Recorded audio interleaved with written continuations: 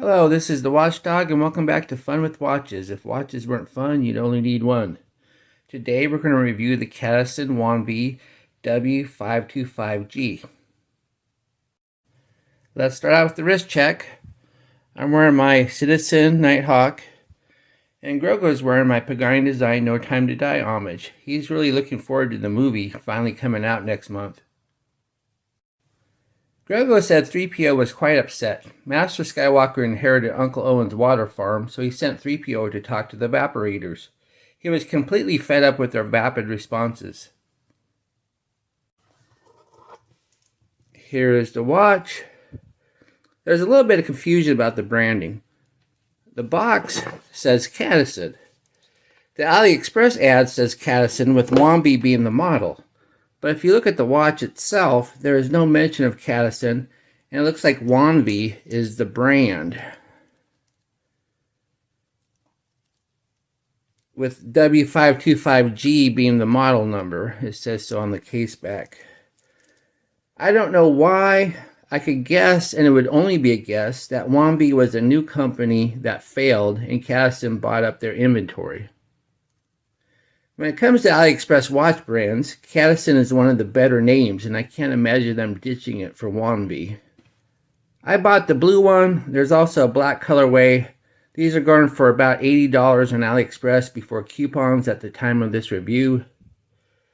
The watch is 40.9 millimeters if you measure the bezel, 48 millimeters lug to lug with inverted end links, 12.7 millimeters thick, has a 20 millimeter lug width, and weighs 148 grams with one link removed. The bezel is a 90-click unidirectional with scalloped edges instead of coin edges.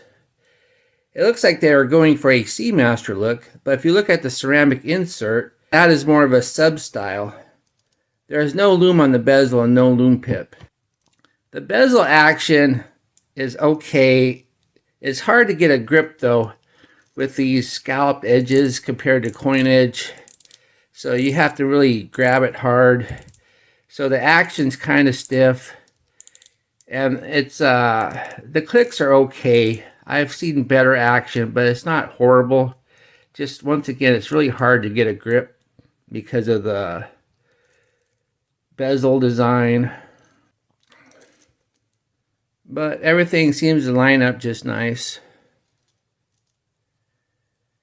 The dial is a flat blue with no sunburst effect. The Wanvi logo is applied, and it has the words automatic and sapphire on the bottom. It does not give the depth rating on the dial. It might be because 50 meters is nothing to be proud of for a dive style watch. The indices are applied and resemble a Seamaster. The date at the 3 has a border. I'm usually not a fan of date window borders, but this one really works. The hands are skeletonized and have the Seamaster shapes, but not the dots on the end. The lollipop on the second hand is in a really short position, but the remaining tip is painted red, which is a nice effect. The sign crown is a screw-down crown, which is surprising considering it only has 50 meters water resistance. It pops nicely when unscrewed and has decent thread action when screwing back down. The crown guards are quite tall and do a good job of protecting the crown. The stainless steel case is fairly compact. It's not any larger than it needs to be. It has polished edges and a polished bottom, but the top of the lugs are brushed. The lugs curve down at a pretty good angle and well past the case back. The sapphire crystal is flat and does a good job of not reflecting the light. I tested it, and it is indeed sapphire. I don't know if it has an AR undercoat or not, but it does a good job. It doesn't have the issue I've had with other affordable watches with sapphire crystals where it's cloudy and hard to see through.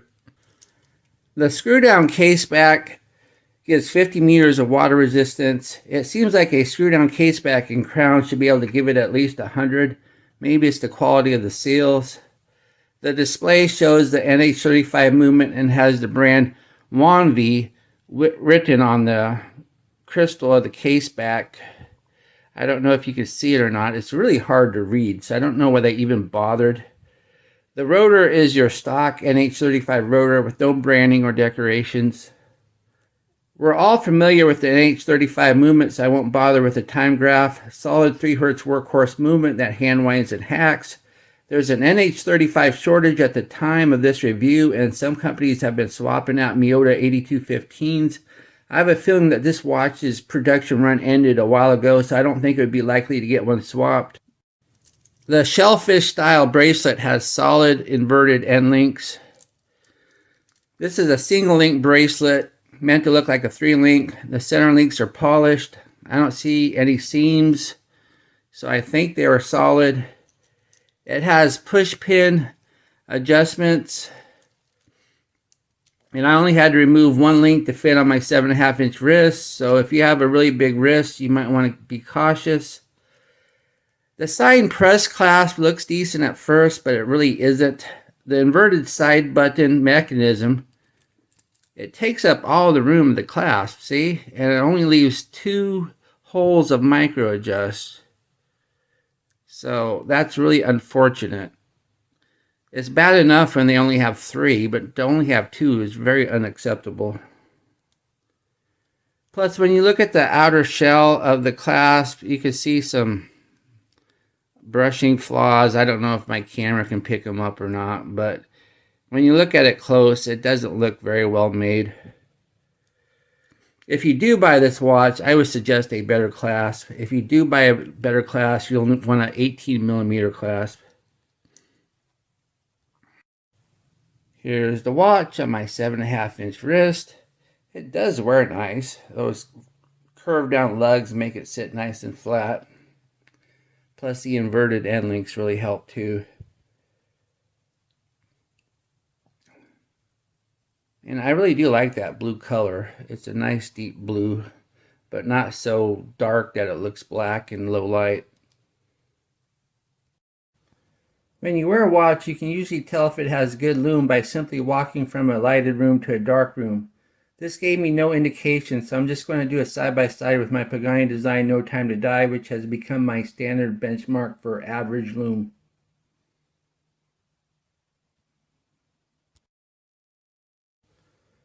As you can see, it quickly falls behind the Pagani Design, plus the hands fade before the indices, and the fact that there is no lume pip gives the watch a lackluster lume rating.